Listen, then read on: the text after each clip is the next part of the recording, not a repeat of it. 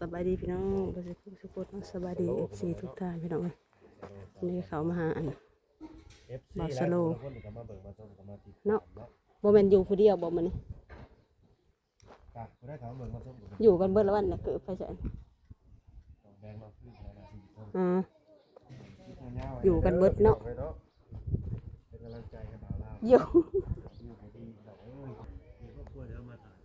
พี่น้องสบายดีบาสโลสบายดีเอามานี่คือได้อยู่ร้านแม่เราขายกระบองอยู่กันเบิดบ่อน้องเจ้าอยู่กันเบิดเนาะเจ้าบ่ถ่ายเพื่ออะไรดอกเสื้อผ้าบ่ได้ใส่เสื้อผ้าบ่ได้ใส่ฮะ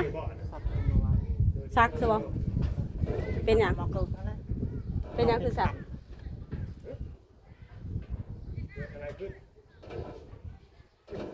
แล้วมันถอดเสื้อเนี่ยมาถอด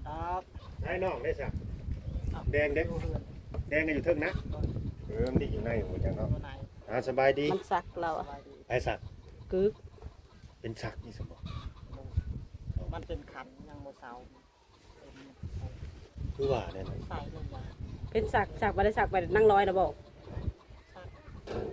มันเคยเป็นบ่แล้วครับเป็นขั้นแล้วมันสักได้สักมันจะคืน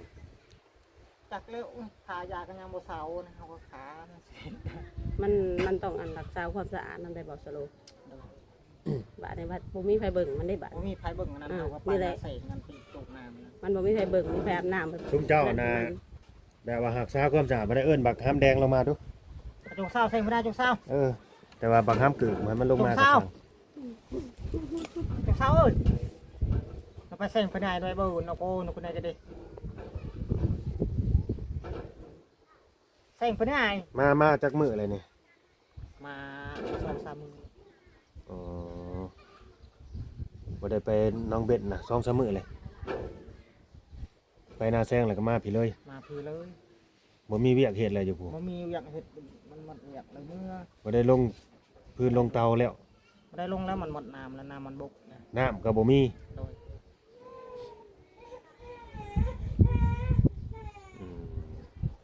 น้องสาวน่ะไปขายกระบอง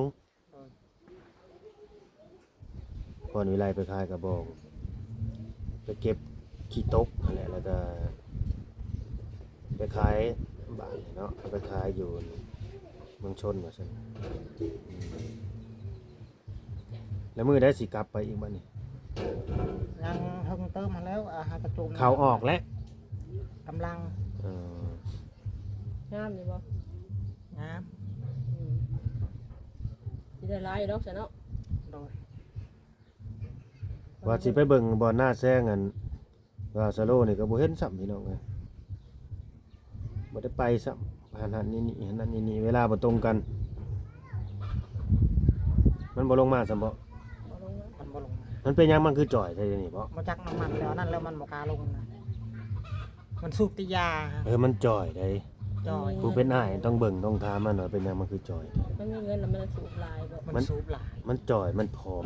จ่อยจังมันเป็นแนวใดเขาก็ไปนาแซงแบบนี้แล้วไปบ่ได้อยู่นะมันสูบยาอย่างเดียวนี่ยากับกระดึบนะบ่คือเขานะบ่ยานันยาแดงอันนี้มันเป็นไอบัดนี้ไอจะสูบลายแห่งนั้นแม่ฮักเพิ่นก็ว่าน้องแดงนี่คือเว้ายากแท้ให้อาบน้ำซักเสื้อผ้านี่ก็สิบ่ได้บ่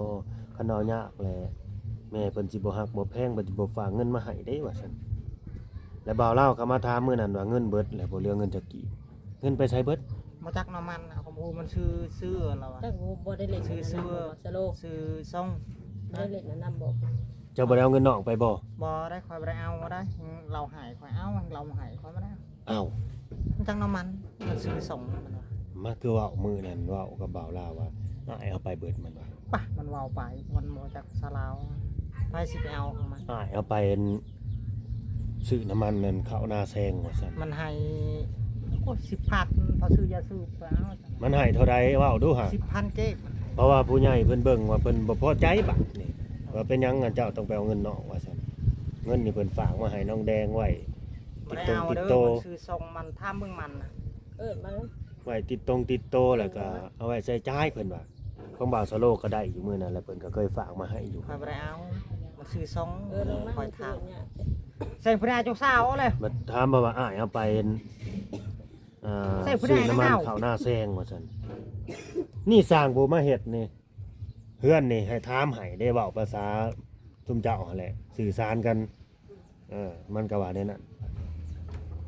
แล้วมาถามอ้ายมื้อนี้เพราะว่าอ้ายบ่ได้เอามันให้อยู่ 10,000 ว่าซั่นบ่ได้ซื้อยาสูบเอ้าเงิน ถ้าได้มาเจ้าให้มันนะ เงิน5-6 แสนผู้เหลือเงินอยู่4 แสน5 แสน มั ผู้ น ใด ว่าซื้อซองคอยถามเห็นโยเงินมันฮะแต่คอยบ่ได้เอา อืม มันให้ก็เอาบ่ให้ก็ย่าคอยบ่ได้ให้เอาเนาะ แต่มันยาเนาะ อันนั้นมันยันมันบ่กล้าลงเลย ก็เราคิดว่าหรือว่าอ้ายสิเอาไปถือไว้ให้น้องบ่ย่านแบบว่ามัน บ่ได้ ใช้เงิน ถือ บ่เป็นหั่นนะ บ่ได้ถือย่ามันเงินมันของไผของมันไปสิไปหยังเอา ย่านว่าไปถือไว้ให้น้องนั่นนี่แบบแล้วมันใส่บ่เป็นย่านใส่ไปในทางบ่ดีใส่ไปฟุ่มเฟือยแบบนี้ มันว่าจะซื้อซองเห็นได้ซื้อเราซื้อย่ามัน แม่ฮักน้องแดงเด้อผู้เข้ามาเบิ่งมาชมอยู่ก็สรุปแล้วอ้ายบ่ได้เอาเงินน้องเด้ออ้ายบ่ได้เอามีแต่น้องให้เนี่ยบ่ได้ซื้อยาสูบ 10,000 ว่าซั่นมื้อนะบ้านนี่ก็บ่ฮู้ซ้ำว่าน้องเอาเงินไปเฮ็ดหยังว่าไปซื้อส่งซื้อเสื้อมันซื้ออยู่บ่มันได้อยู่บ่ล่ะบาดนี้เฮ็ดอยู่บ่เสื้อผ้า เป็น นี่ โย มันซื้อ ส่งซื้อ ส่ง ตัว ซื้ นึ อง แต่ว่าแต่พูดจักไปกับเฮาพุ่น แม่นว่า แต่พูดคือว่า ไปซื้ออีก ซื้อแต่ตอนไปฉีดยาผู้บ่ โดย คือแต่พูด ซื้อได้นั่นแหละจือจักมันไปใส่เงินมันก็บ่จักเลยบ่เห็นเลยจักมันเอาไปซะ ข้อยก็บ่ฮู้มันว่าหมดแล้วซื้อเสื้อมันว่า อืม ซื้อส่ง หรือมันเหี่ยมันนี่ยังบ่หรือจัง จักก็มันเหี่ยวบ่จักบ่จักน้ำมันถ้ามันก็มาบอกมันว่าซื้อส่งเฮาก็ยา อืม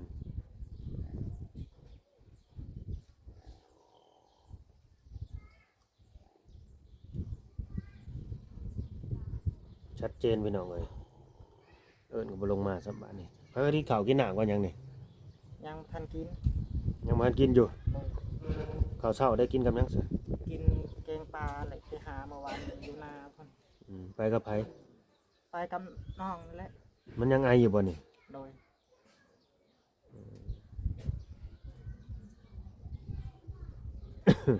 กันเจ้าบ่ได้เลยกันเจ้าบ่นั่นยา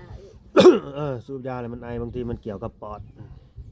แต่เธอยาเพชรแต่เธอยาลาวมันซื้อสูบขอย อืม บอกเลยเลยมันบ่ฟังความยา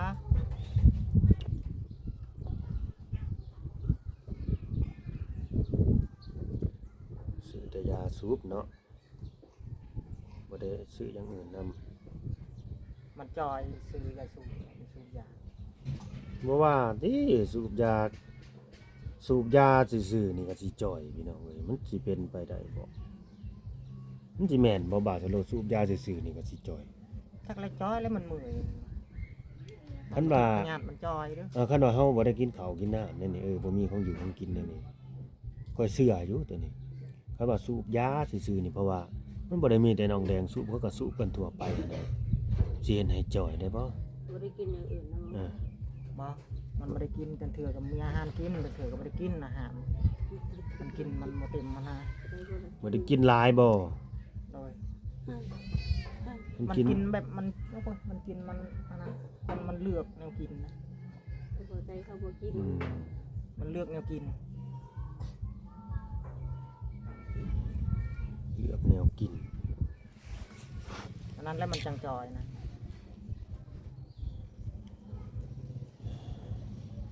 นี่แหละพี่น้องเอ้ยเขาก็อยู่บ้านเขาก็บ่ได้มีเวียกเฮ็ดงานทำดอกอยู่ไปโง่ๆเงียบๆแน่นี่แหละจักสิไปหาหยังเฮ็ดหยังมันบ่ได้มีหยังเลยนอกจาก คือบาวสโลเว้าหั่นแหละนอกจากสิ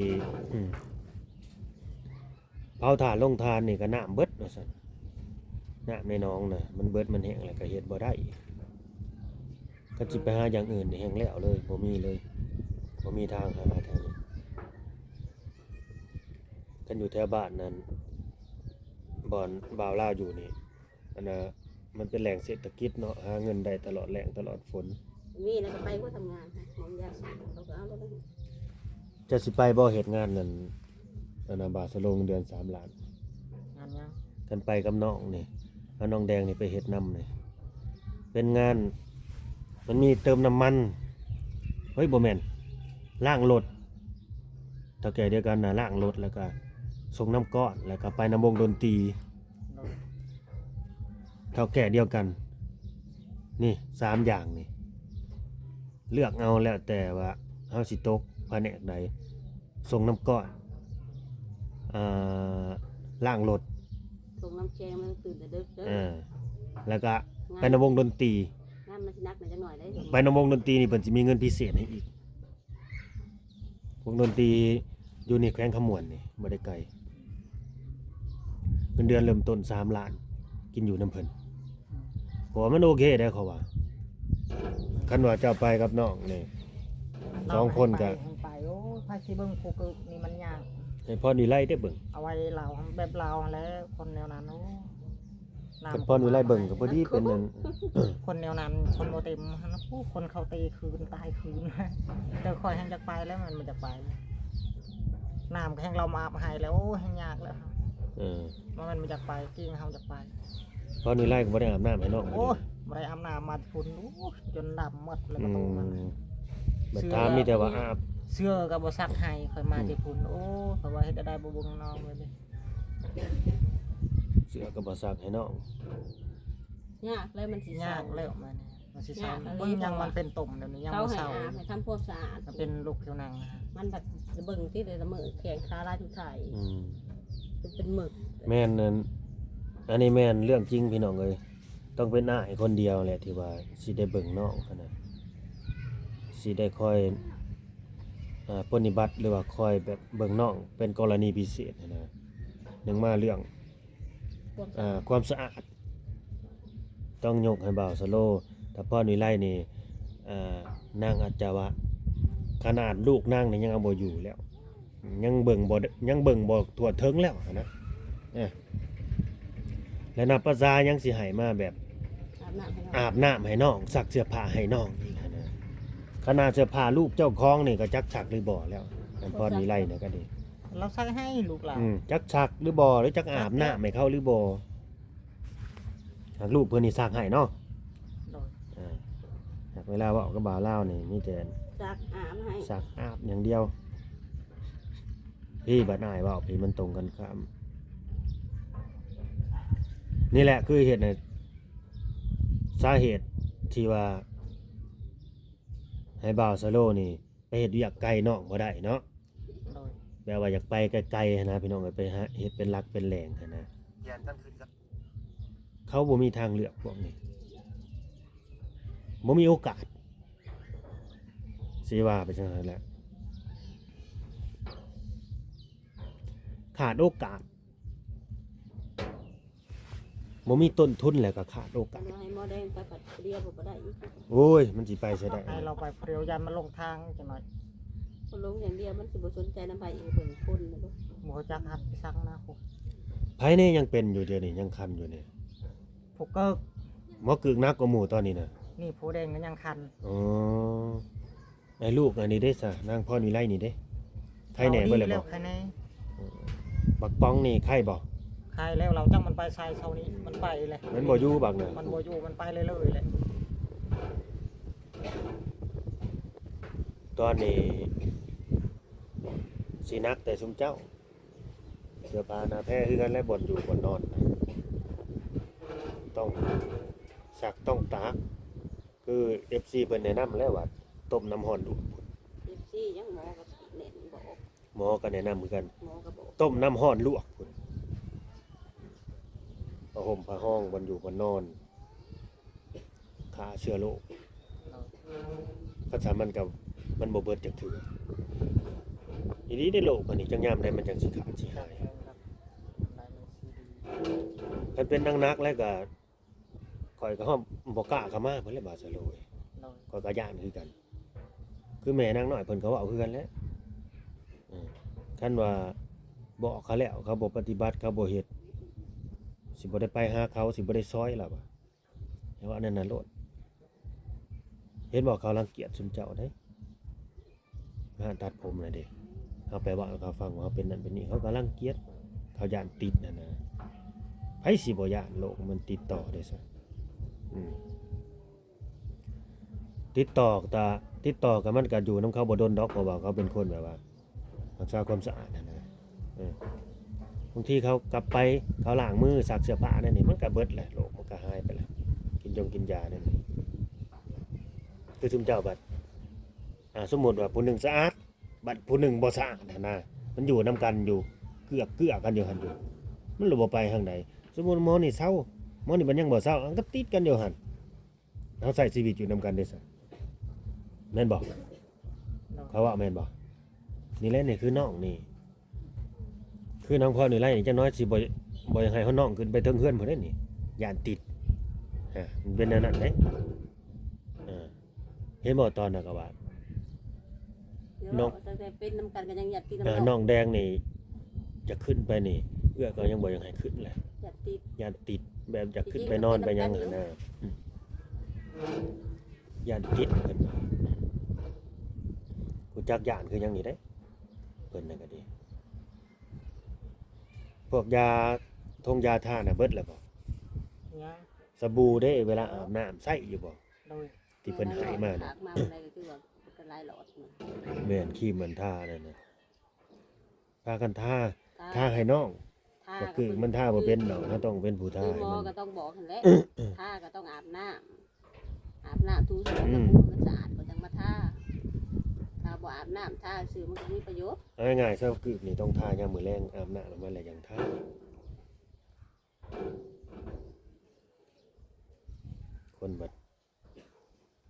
คนแนวนั้นซ้ำพี่น้อง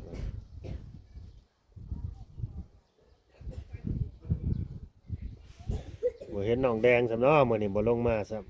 ำคนมันอันใดเซ็งแม่นางดาวไว้บุญก็เซ็งแม่เซ็งไปนะเซ็งไวๆดูคนใดก็ดีมาเด้อเซ็งไวลงมาแม่สิฝากเงินมาให้อยู่เด้นี่วันจันทร์เพิ่นสิฝากเงินมาวันจันทร์โนมประเซ็งเอามาเบิ่งดูหาเงินน่ะเหลือเท่าใดวันจันทร์นี่ได้เพิ่นว่าฝากบอกหน่อยเด้อเพิ่นน่ะเซ็งไว้รอประเอากูนูคนไหนก็ดี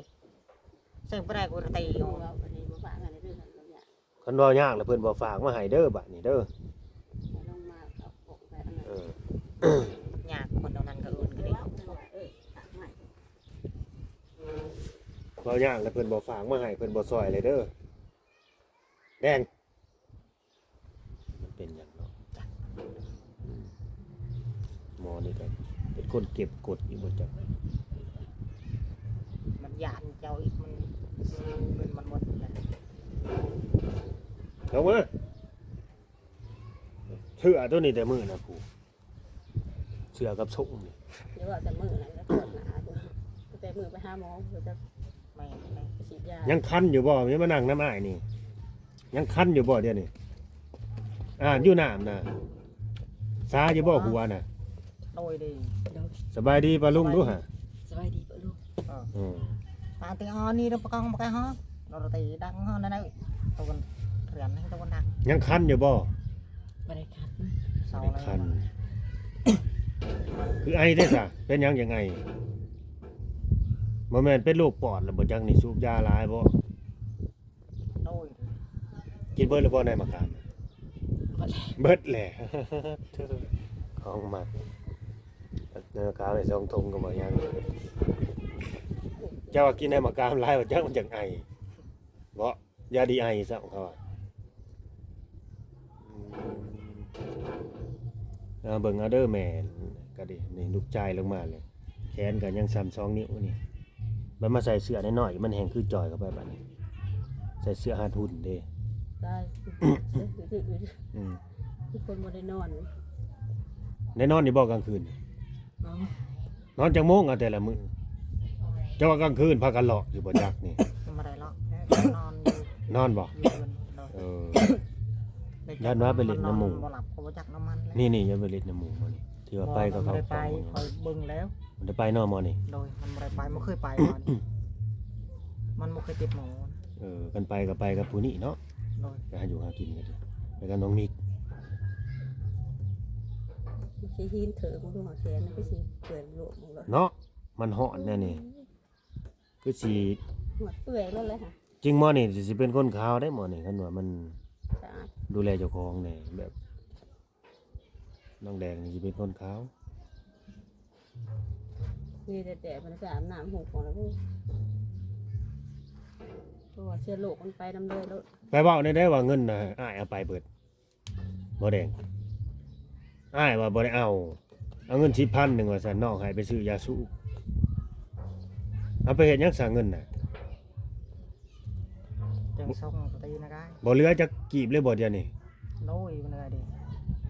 บ่มีเลยบ่เงินในทงส่งน่ะ มาแล้ว เบิดคักอีหลีบ่มีเงินติดโตเลยบาดเบิดคักกิซี่ก็หาบ่ได้ไข่มดแดงก็บ่มีเคยบ่ไปแย่ไข่มดแดงเขา มันบ่เคยดอก บ่เคยเนาะหมอนี่มีแต่พากิซี่เนาะ มีแต่ทากระสีอย่างนั้น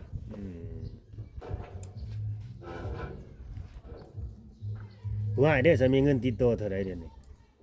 ยัง3ไซส์ ยังอยู่เนาะ โดย นี่อ้ายก็ยังมีอยู่บ้านนอกว่าเบิดเลยขนาดอ้ายไปเข้าน้ำเข้าในไปเข้านาแซงน้องพออยู่ในเฮือนระเบิดแหล่เงินใส่เป็นแท้น้องแดงให้หมู่ยืมนำซะบ่บ่แดง โมให้ซื้อยาสูบก็ไปซื้อ แต่ว่าหมู่เห็นว่ามีเงินบ่จัก หรือบางที่โจกเงินให้หมู่เบิ่งเอาไว้ว่าจะไปซื้อเองนี่ท่านจังซี่ตัวบอกว่าใบนั้นใบนี้บาทนี่เอามาให้ซะสมมุติเอาไป100,000เอามาให้คืนซะจาก10,000นี่ว่าบ่ได้เด้อให้คนบ่ฮู้จักเงินบ่มีความฮู้หั้นนะ ว่าจะบ่ได้เป็นหอบแล้วบัด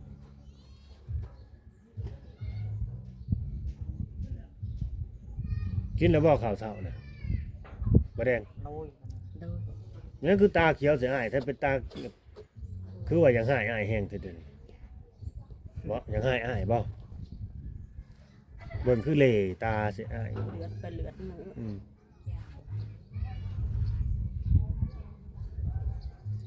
พี่น้องเอ้ยเนาะฝากเป็นกำลังใจให้ได้อยากนอนเลยแบบจะว่าแบบบ่แม่นมันแดดเลยมันอยู่แต่ในเฮือนแล้วออกมาทึกแสงแดดแล้วมันเฮ็ดให้ตาเฮามันแบบบ่อยากสู้แสงอันนั้นอยากเบื่อเขานั่นนี่แม่นบ่น้องแดง โดยมัน โดย วันนอนจุยตะน่าอยู่ห้องมันก็ได้วันนี้เดินมาก่อนไปโน่นนี่แล้วก็นอนเทิงมันอะไร เบิ่งกล้องก็ได้บ่ต้องย่านดอก มันจะเอาก่อน มันบ่ครบดอกกล้องเด้อ นี่เดินมาได้ มันบ่กัดเด้ นี่นะใครหน่อยเฮิมตัวหน่อยเฮิมไปอยู่ใครไม่ตีในคนไป ไปบ่สิพาไปบ้านนาหังมีเอาไปปล่อยไว้บ้านนาหังมี โดยวันนะครับ เคยไปอยู่บ่บ้านนาหังมี บ้านนาหังมีบ่แม่นบ้านนาหังมีบ้านนาหังมีบาสโลรู้จักบ่บ้านนาหังมี มองจาก อะไร มันเคยไป ถามนางแดงก็บ่ฮู้ อะไรเขาคือบ่ฮู้เนาะแถวนี้แท้ใกล้ๆกัน แต่ว่าเขาเอิ้นบ้านนั่นบ้านหนึงบางนั้นก็เอิ้นอีกบ้านหนึงบ่จัก บ่มันมีสื่อป้ายมันอยู่ ได้เห็นซะบ่ บ้านนาหังมีพี่น้องเอ้ยเนาะแต่ว่าเจ้าบ่ได้ไปขึ้นเรือนนำเขาบ่ เป็นยูซัก นี่แหละนี่งานนี่ ไม่ได้ไป แขน ไม่ได้ไป เขาบ่ฮอดบ่ โดยฮอตเลยไปเลยซอยปะแต่เสาเลยไปเลยน้องเลยซอย บักโทษ น้องสาวไปบ่ โดย ฝากเป็นกำลังใจหน่อยเด้อพี่น้องเอ้ยเนาะก็ได้เข้าเบิ่งมาชมลืมถามว่าข้าวน่ะยังเหลืออยู่บ่ข้าวสารน่ะ2กระสอบมื้อน่ะเบิดแล้วบ่หรือยังอยู่ยังจักสอบอันนี้ ยังสอบนั่น อืม ยังเหลือสอบหนึ่งกินน้ำกันติ โดย ข้าวน้ำนี่ข้าวหนึ่งกินไผกินมันบ่ กินน้ำกันมาได้ อ๋อเอื้อยหนึ่งเลยกินน้ำเอื้อยแบบนี้บ่พวกนี้นะ โดย เวลาเจ้าบ่อยู่หั่นนะ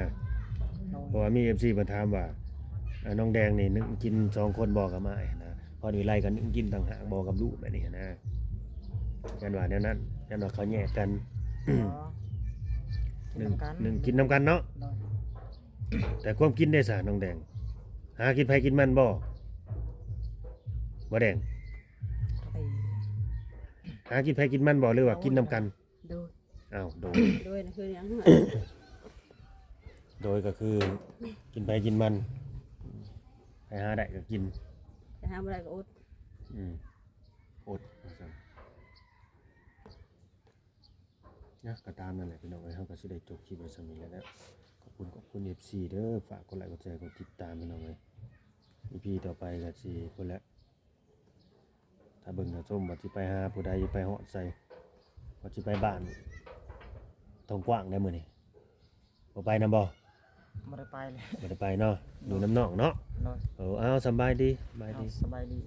สบายดีน้องแดง สบายดีโดยต่อไป โดยอ่ะ ให้ได้ความภัยให้ อยู่ดีมีแห้งสมเจ้าก็ดี ให้มีความสุขความเจริญต่อไปเด้อนอดแล้วก็นอดซานสาธุ เดี๋ยวสาธุน้องแดงไปบ่ไปเฮ็ดอีหยัง